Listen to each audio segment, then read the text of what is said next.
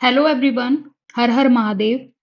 तो लास्ट हमने यूपी जीके जो इलाहाबाद हाई कोर्ट के प्रीवियस ईयर क्वेश्चंस हम देख रहे हैं। तो लास्ट हमने तीन पार्ट्स उसमें ऑलरेडी कवर कर लिए हैं। अगर आपने वो नहीं देखे हैं तो एक मैंने अलग से इलाहाबाद हाई कोर्ट के लिए प्लेलिस्ट बना दी है। आप वहां से जाके प्रीवियस ईयर क्वेश्चंस को रिवाइज कर सकते हैं। एंशियंट हिस्ट्री कंप्लीट हो चुकी है और यूपी जीके अभी ये चल रहा है। इसी तरीके से हम लोग सारे सब्जेक्ट्स को देखेंगे।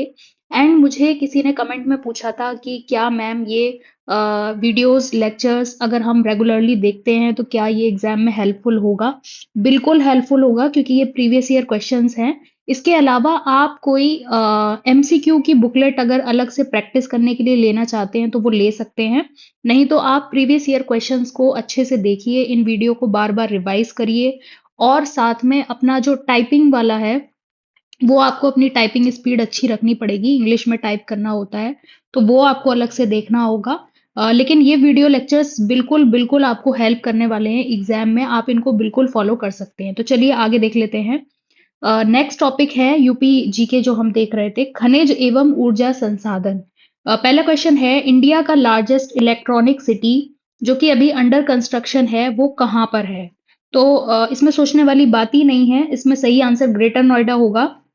क्योंकि आप थोड़ा-सा गेस करें कि इलेक्ट्रॉनिक आइटम्स के मामले में जो सबसे ज़्यादा मतलब पॉपुलर है यूपी में, तो वो ग्रेटर नोएडा है, ठीक है? और आईटी सिटी भी देखा जाए तो यूपी की जो आईटी सिटी है, उसको ग्रेटर नोएडा को ही बोला जाता है।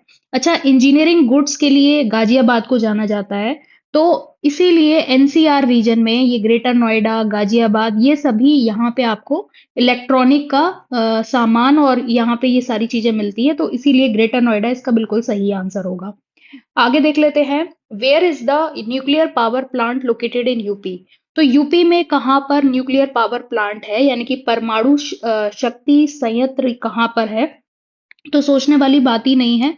नरौरा जो कि बुलंदशहर के पास में है, यहाँ पे क्या है, ये परमाणु शक्ति संयंत्र नरौरा में है। इसकी स्थापना 1991 ईस्वी में की गई थी। इसकी क्षमता 440 मेगावाट है। नरौरा देश के सबसे सुरक्षित परमाणु संयंत्रों में से एक है। इसे वर्ष 2000 में पर्यावरण प्रबंधन के लिए गोल्डन पीकॉक पुरस्कार से सम्मानित किया गया था।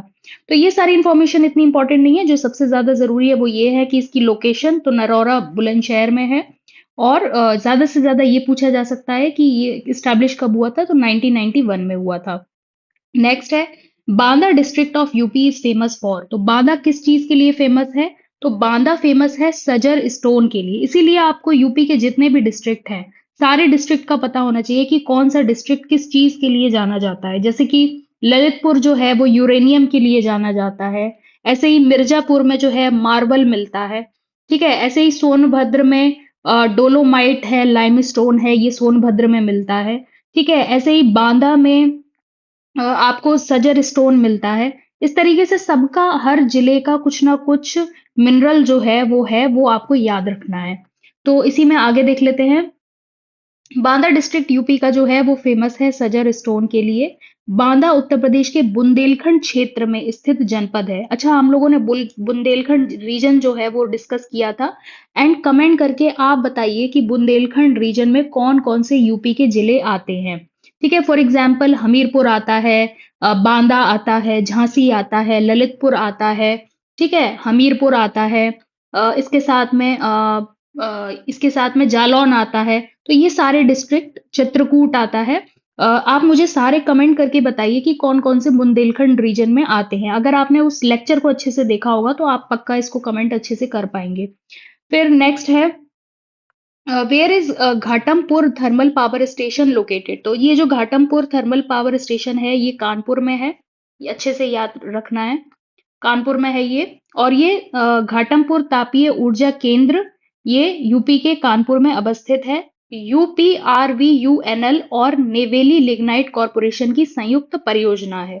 नेक्स्ट है, यूपी में गोल्ड रिजर्व्स कहाँ, किस डिस्ट्रिक्ट में पाए जाते हैं। तो गोल्ड रिजर्व सोनभद्र में देखने को मिलते हैं। सोनभद्र में सोने के भंडार की खोज हुई है। ठीक है, ये सारी चीजें इंपॉर्टेंट है। वेयर इज आंवला थर्मल पावर स्टेशन लोकेटेड, ठीक है। तो ये बेसिकली गैस बेस्ड एक थर्मल पावर स्टेशन है, आंवला इसका नाम है। और ये जो है ये बरेली में है। तो डिस्ट्रिक्ट आपको एग्जैक्टली याद रखना है कि बरेली में क्या है, आंवला थर्मल पावर स्टेशन। फिर नेक्स्ट देख लेते हैं। और यह एनटीपीसी के अंतर्गत नहीं आता है, इसमें अमोनियम एवं यूरिया जैसे नाइट्रोजनीय उर्वर का उत्पादन किया जाता है। यह इफ्को के अधीन एक उर्वरक उत्पादन संयंत्र है। कौन सा? आंवला जो थर्मल पावर स्टेशन है बरेली में, ये इफ्को के अधीन है, ये याद रखना है। इसके बाद में बताना है कि कौन सा सही मैच नहीं है। जैसे कि कोल जो है वो हमें सोनभद्र से मिलता है, ये भी ठीक है। फिर सैंडस्टोन जो है ये मिर्जापुर से मिलता है। सिलिका सैंड प्रयागराज से मिलता है। एंड यूरेनियम के बारे में अभी हमने डिस्कस किया था, ये ललितपुर में पाया जाता है यूरेनियम। तो आपको सारे डिस्ट्रिक्ट का जो खनिज है वो अच्छे से याद रखना है। फिर है uranium has been found in which district of UP. तो यूरेनियम जो है ये ललितपुर में पाया जाता है। In UP uranium reserve are located. तो अगेन सेम क्वेश्चन बार बार रिपीट किया जा रहा है, ये ललितपुर डिस्ट्रिक्ट में पाया जाता है। फिर नेक्स्ट है main minerals found in Uttar Pradesh are. तो उत्तर प्रदेश में जो मेन मिनरल्स पाए जाते हैं उसमें आता है लाइमस्टोन एंड डोलोमाइट, ठीक है। तो लाइमस्टोन एंड डोलोमाइट जो है ये मेन स्टोन है यूपी का, ये याद रखना है। आगे देख लेते हैं। Which one of the following mineral is not found in UP. तो इनमें से क्या यूपी में नहीं पाया जाता है? तो माइका जो है ये राजस्थान में, आंध्र प्रदेश में आपको ज्यादा देखने को मिलेगा। बाकी यूपी में लाइमस्टोन, जिप्सम, बॉक्साइट, ये सारे देखने को मिल जाएंगे। और बॉक्साइट जो है वो बांदा में पाया जाता है, ये भी याद रखना है। मिर्जापुर में भी मिल जाता है bauxite. Then which of these minerals are found in Mirzapur district of UP. तो मिर्जापुर में क्या क्या मिलता है? तो मिर्जापुर में मिलता है लाइमस्टोन, डोलोमाइट, मार्बल, ये सारे हैं। ये आपको अच्छे से याद रखने हैं, ठीक है। मार्बल के बारे में मैंने अभी आपको बताया था। आप इसको ऐसे याद कर सकते हैं कि एम से मार्बल, एम से मिर्जापुर, ठीक है। तो इस तरीके से याद किया जा सकता है। बाकी लाइमस्टोन और डोलोमाइट भी आपको पता होना चाहिए, तभी इसमें आप सही ऑप्शन टिक कर पाएंगे, क्योंकि बी और सी दोनों में मार्बल दिया हुआ है, ठीक है। तो लाइमस्टोन, डोलोमाइट एंड मार्बल ये सारे मिर्जापुर में पाए जाते हैं। नेक्स्ट है dolomite reserves are found at which district of UP. ठीक है, तो डोलोमाइट के बारे में बताना है। तो डोलोमाइट जो है ये अ, डोलोमाइट ये सोनभद्र में पाया जाता है, ठीक है। डोलोमाइट कैल्शियम मैग्नीशियम कार्बोनेट से बना एक निर्जलीय कार्बोनेट खनिज है। उत्तर प्रदेश में डोलोमाइट सोनभद्र, मिर्जापुर तथा बांदा में प्रचुरता में प्राप्त होता है। इसके अलावा चाइना क्ले और डोलोमाइट के लिए बांदा भी प्रसिद्ध है। Which of the following mineral is found in Kharsana tehsil of Allahabad district. तो ग्लास सैंड इलाहाबाद में क्या ज्यादा पाया जाता है? प्रयागराज में। तो ये है आपका ग्लास रेत या फिर ग्लास सैंड, ये आपको याद रखना है। खरसाना जो तहसील है ये भी आपको याद रखना है, क्योंकि यूपी जीके में कुछ भी पूछा जा सकता है यूपी से रिलेटेड, तो इसलिए इंपॉर्टेंट है। ग्लास रेत जो है ये करछाना इलाहाबाद में ये फेमस है। देन संगमरमर यानी कि मार्बल जो है वो मिर्जापुर और सोनभद्र में पाया जाता है। इसके बाद में यूरेनियम जो है ये ललितपुर में पाया जाता है। बॉक्साइट बांदा में हमने पहले भी देखा था, बांदा में और चंदौली में पाया जाता है। इसके अलावा मिर्जापुर में भी मिल जाता है। तो बॉक्साइट बेसिकली बांदा आपको याद रखना है। अब हम आ गए परिवहन। तो परिवहन में what is the name of first ever luxury cruise service in the Holi Saryu river in Ayodhya UP. तो उस पर्टिकुलर क्रूज सर्विस का नाम बताना है जो सरयू रिवर अयोध्या में ये क्रूज सर्विस चल रही है, ठीक है। तो पहली है ये रामायण क्रूज टूर। उत्तर प्रदेश के अयोध्या में पवित्र सरयू नदी पर प्रथम लग्जरी क्रूज सेवा का नाम रामायण क्रूज टूर है। इसका उद्देश्य पवित्र सरयू नदी के प्रसिद्ध घाटों की यात्रा करते हुए श्रद्धालुओं को एक तरह की आध्यात्मिक यात्रा का अनुभव प्रदान करना है। नेक्स्ट क्वेश्चन है वेयर इज चौधरी चरण Singh international airport in UP. ठीक है, तो ये बताना है चौधरी चरण सिंह इंटरनेशनल एयरपोर्ट ये कहाँ पर है। तो ये है लखनऊ में, ठीक है। अब देख लेते हैं चौधरी चरण सिंह, तो ये तो लखनऊ में हो गया, ठीक है। इसको अमौसी भी बोला जाता है, अमौसी लखनऊ में है ये। अच्छा, और इसके अलावा लाल बहादुर शास्त्री जो अंतर्राष्ट्रीय हवाई अड्डा है ये आपका वाराणसी में है। और वर्तमान में उत्तर प्रदेश में 5 अंतर्राष्ट्रीय हवाई अड्डे हैं, जैसे कि वाराणसी में है, नोएडा में है, लखनऊ में है, कुशीनगर में, अयोध्या में है। और एक खेरिया इंटरनेशनल एयरपोर्ट है वो आगरा में वो बन रहा है। Then recently foundation stone of Ganga Expressway project has been laid down in UP which will be, कितना किलोमीटर होगा, तो गंगा एक्सप्रेसवे कितना किलोमीटर है तो ये बताना है। तो ये बेसिकली 594, यानी कि बी ऑप्शन बिल्कुल सही होगा। 594 किलोमीटर ये इसकी पूरी लंबाई है। इसके बाद में ये इसे मेरठ से प्रयागराज के बीच 6 लेन में बनाया जा रहा है। 6 लेन बनाया जा रहा है जो उत्तर प्रदेश के 12 जिलों से होकर गुजरेगा। इस एक्सप्रेसवे को दिसंबर 2024 तक जनता के लिए खोल दिया जाएगा। ठीक है, तो ये मतलब ऑब्वियसली ये वर्किंग है, चल चुका है ये। Then which one of the following cities is not on the Grand Trunk Road? Grand Trunk Road, इसके बारे में आपने पढ़ा होगा। ग्रैंड ट्रंक रोड बेसिकली सड़क ए आजम इसको बोला जाता है। और ये शेरशाह जो थे उस टाइम पे ये स्टार्ट हुई थी basically. Grand Trunk road Lucknow और ग्रैंड ट्रंक रोड के तहत नहीं आता। Grand Trunk road Uttar Pradesh का सबसे लंबा राष्ट्रीय राजमार्ग है जिसे राष्ट्रीय राजमार्ग जाना जाता है। इस सड़क को सड़क ए आजम या बादशाही सड़क के नाम से भी जाना जाता है। What is the name of expressway of UP whose foundation stone was laid in December 2021? तो ये गंगा एक्सप्रेसवे है। अच्छा, गंगा एक्सप्रेसवे का जो डेट है ये याद रखना है 18 दिसंबर 2021, क्योंकि अगर कभी ऐसा कुछ आए कि इसकी आधारशिला कब रखी गई थी तो 18 दिसंबर 2021 को इसकी आधारशिला प्रधानमंत्री नरेंद्र मोदी के द्वारा शाहजहांपुर में रखी गई थी। शाहजहांपुर में ये गंगा एक्सप्रेसवे की आधारशिला रखी गई थी। अच्छा, डिस्टेंस हमने देख ली, 594 किलोमीटर लंबा है ये। और ये एक्सप्रेसवे मेरठ से लेके प्रयागराज को ये एक्चुअल में जोड़ता है। और इसमें कौन कौन से जिले आते हैं तो मेरठ आता है, हापुड़ आता है, बुलंदशहर आता है, अमरोहा आता है, संभल आता है, बदायूं, शाहजहांपुर, हरदोई, उन्नाव, रायबरेली, प्रतापगढ़ और प्रयागराज। ये सारे जिले आपको एकदम कंठस्थ होने चाहिए, तो अच्छे से बार बार रिवाइज करिए। नेक्स्ट है, in which of the following cities of UP foundation stone of Vindhyachal corridor project has been laid down? तो विंध्याचल जो है ये बेसिकली मिर्जापुर में है ये कॉरिडोर प्रोजेक्ट। उत्तर प्रदेश के मिर्जापुर शहर में विंध्याचल कॉरिडोर परियोजना की नींव रखी गई है। यह उत्तर प्रदेश के मुख्यमंत्री योगी आदित्यनाथ का ड्रीम प्रोजेक्ट है जिसकी लागत 331 करोड़ रुपए है। तो जैसे ही विंध्याचल कॉरिडोर परियोजना आए तो आपको मिर्जापुर लगा देना है। ठीक है, मिर्जापुर। नेक्स्ट है, which of the following state has largest share of total road length of national highway? तो महाराष्ट्र जो है टोटल लेंथ में देखा जाए, रोड लेंथ में, तो महाराष्ट्र सबसे आगे है। ये आपको याद रखना है। महाराष्ट्र में राष्ट्रीय राजमार्गों की सर्वाधिक लंबाई वो इस तरीके से दी हुई है, इस प्रकार से। विच one of the following cities of UP is not joined by national highway 2? तो देखो, सबसे पहले इसमें यही जान लेते हैं कि नेशनल हाईवे 2 जो है वो किस किस से होकर के गुजरता है। राष्ट्रीय राजमार्ग 19, इसको पहले NH2 भी कहा जाता था, उत्तर प्रदेश से गुजरने वाला सबसे लंबा राष्ट्रीय राजमार्ग है। यह उत्तर प्रदेश के आगरा, फिरोजाबाद, इटावा, सिकंदरा, कानपुर, कौशाम्बी, प्रयागराज, हरियाणा, वाराणसी, चंदौली आदि से होकर बिहार जाता है।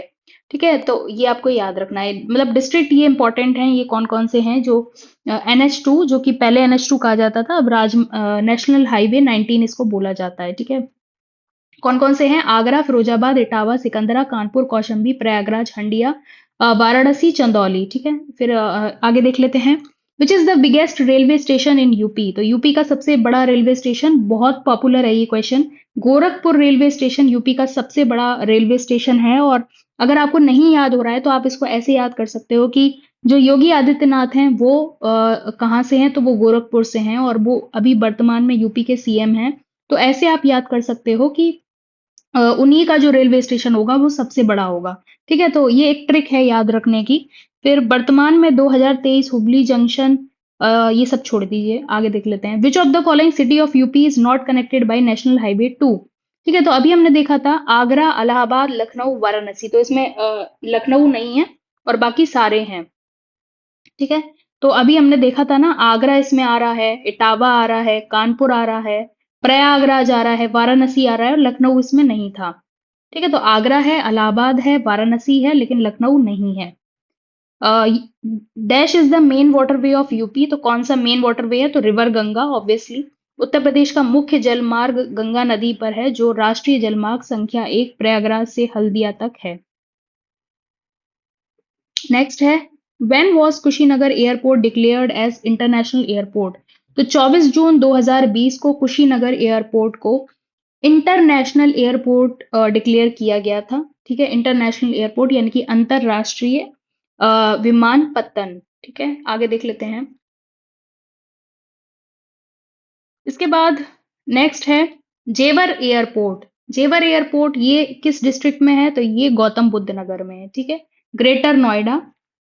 जेवर एयरपोर्ट का निर्माण गौतम बुद्ध नगर जिले के जेवर नामक कस्बे में किया जा रहा है। यह शहर ग्रेटर नोएडा के उपनगरीय इलाके में यमुना नदी के पूर्वोत्तर तट के पास स्थित है। भारत का सबसे बड़ा हवाई अड्डा नई दिल्ली में स्थित इंदिरा गांधी अंतर्राष्ट्रीय हवाई अड्डा है।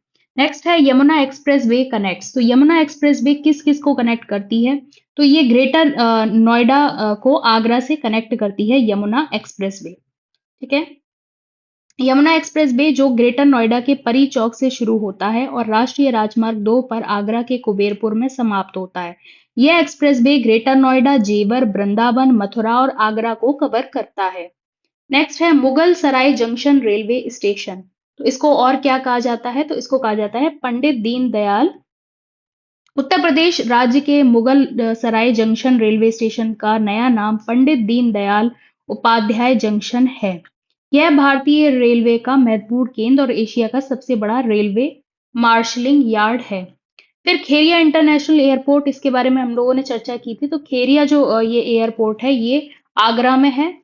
देन वाराणसी में कौन सा है? अभी देखा था, लाल बहादुर शास्त्री हवाई अड्डा जो है वो वाराणसी में है। और लखनऊ में कौन सा है? तो चौधरी चरण सिंह जो इंटरनेशनल एयरपोर्ट है ये लखनऊ में है।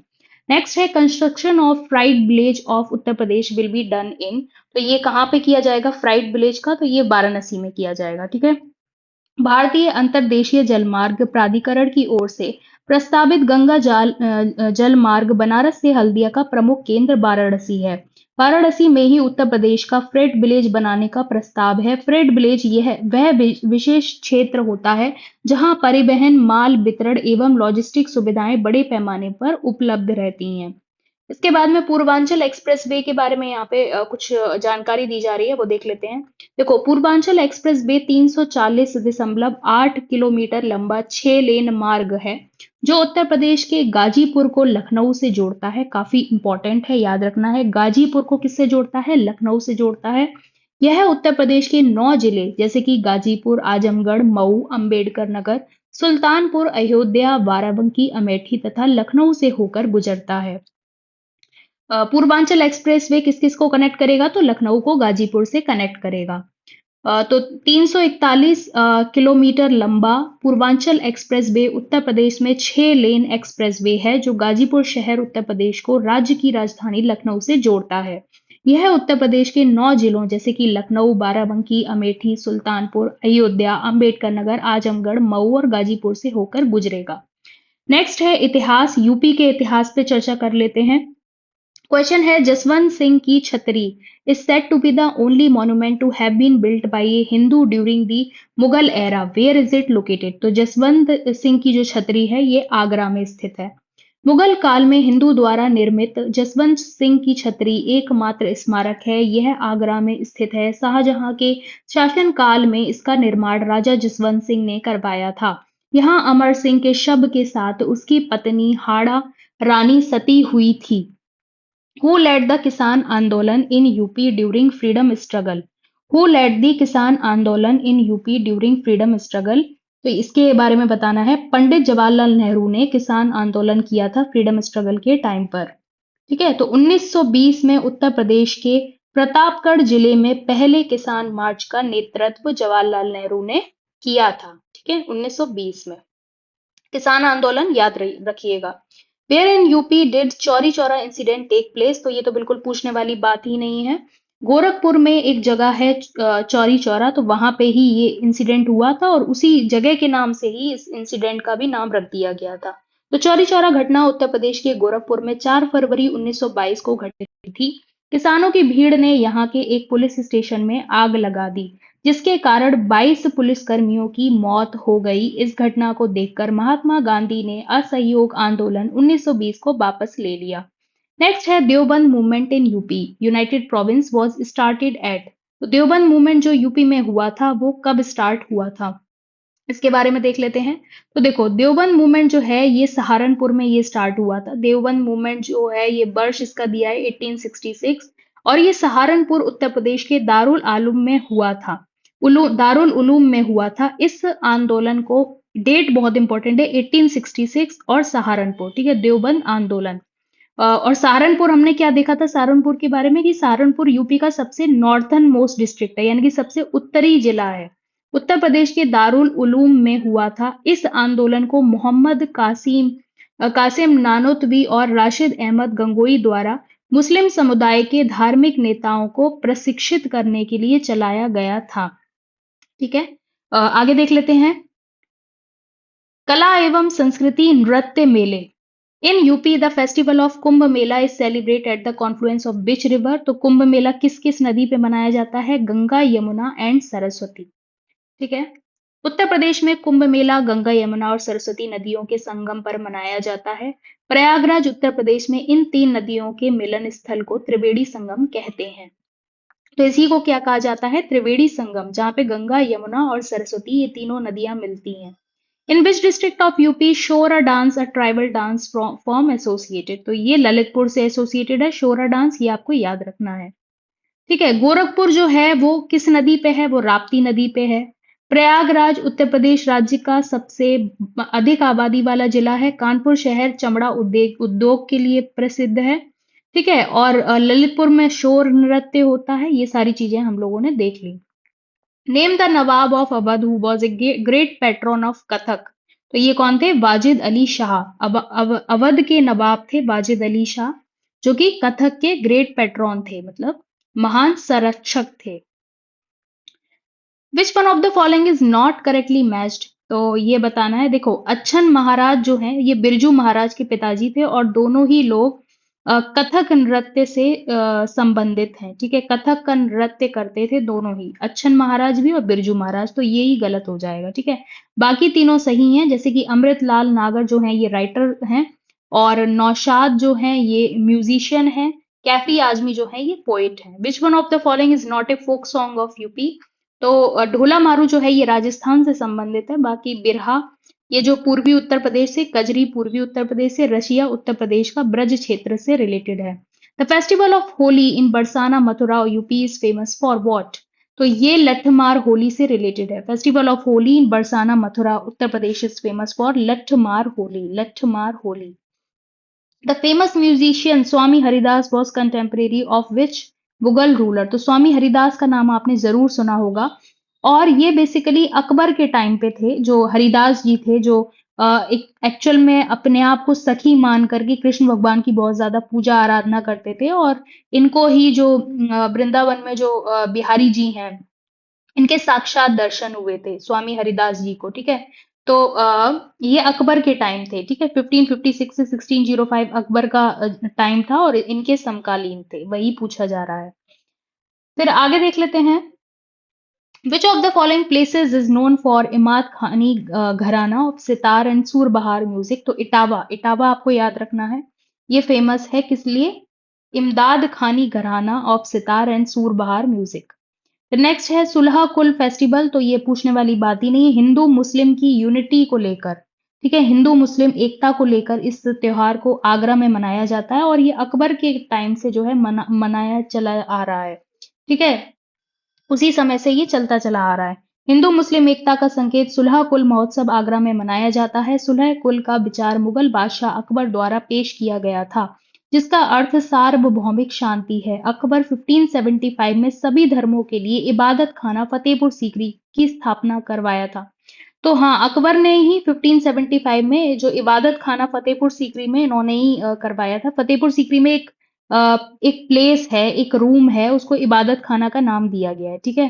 1575 में इसका कंस्ट्रक्शन हुआ था। त्रिवेणी महोत्सव का आयोजन प्रत्येक वर्ष फरवरी माह में प्रयागराज में किया जाता है। तो ये जो भी चीजें ऑप्शन में दी होती है ना, उसके बेसिस पे ये आंसर बताते हैं। The famous musician Tansen was a musician in the court of which. तो तानसेन तो वैसे भी अकबर के टाइम पे थे, ये याद रखना है। ठीक है। इसके बाद में इनमें से कौन सा मिस मैच है? तो चोलिया जो है वो उत्तराखंड से रिलेटेड है। बाकी शीला मिर्जापुर से रिलेटेड है, सही है। कर्मा मिर्जापुर से, राई डांस बुंदेलखंड से, ये दोनों सही हैं। अ, इसके बाद है काला नमक। काला नमक जो ये है, ये बेसिकली चावल से संबंधित एक फेस्टिवल होता है और जिसको सिद्धार्थ नगर में मनाया जाता है, तो ये याद रखना है। इसके बाद ताज महोत्सव जो है वो आगरा में मनाया जाता है, ये तो पता ही होगा। इसके बाद which among the following is a popular folk song of UP. तो कजरी। कजरी अभी हमने देखा था कहाँ से संबंधित है कजरी। कजरी जो है वो मिर्जापुर से संबंधित है।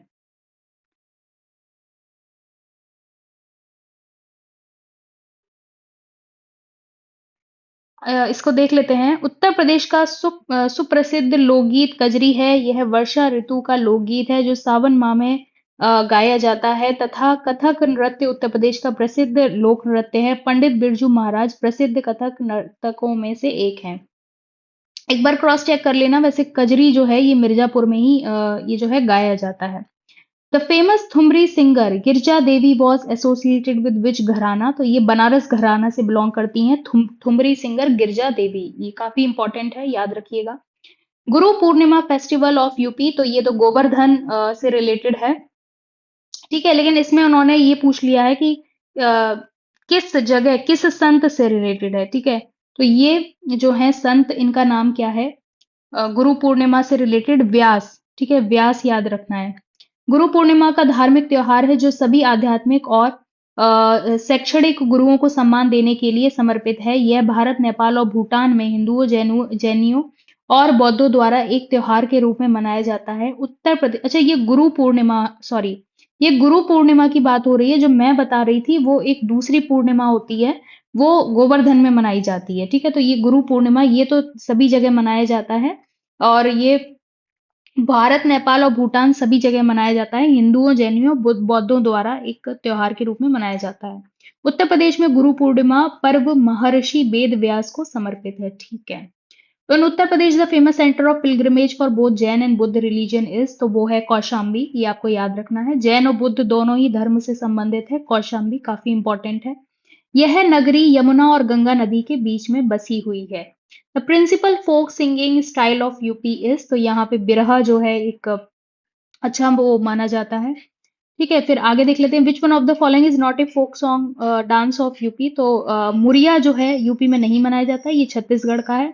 बाकी चरकुला डांस, दादरा, कर्मा, ये सब यूपी से रिलेटेड हैं। What is the most famous dance of UP. तो यूपी का कथक जो नृत्य है काफी इंपॉर्टेंट है और ये यूपी का स्टेट डांस भी कहा जाता है। मतलब जो आपके क्लासिकल डांस है उनमें से कथक भी है और कथक यूपी का प्रमुख नृत्य है। ठीक है। कथक का विकास मथुरा वृंदावन में भक्ति नृत्य के रूप में हुआ और लखनऊ में आकर इसमें भाव तथा अभिनय का समावेश हुआ।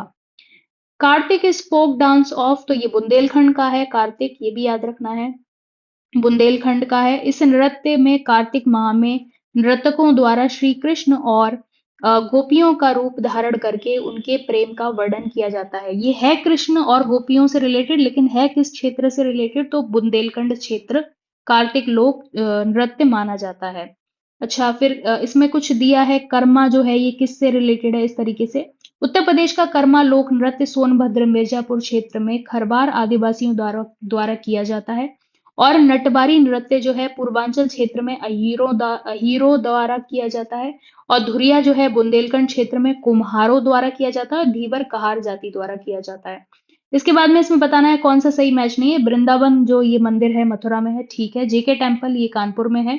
विश्वनाथ मंदिर ये वाराणसी में है और देवी पाटन तुलसीपुर में है। तो जेके टेम्पल कानपुर में है, ये इसमें गलत दिया था। ठीक है। काशी विश्वनाथ मंदिर वाराणसी में है, आपको पता है। देवी पाटन जो है ये तुलसीपुर में है। इसके बाद है सैयद सलर जो ये मेला है ये कहाँ पे होता है? तो ये बहराइच में होता है, सैयद सलर मेला। फिर मुड़िया पूर्णिमा, हाँ इसके बारे में मैं बता रही थी कि मुड़िया पूर्णिमा जो मेला लगता है ये गोवर्धन में लगता है।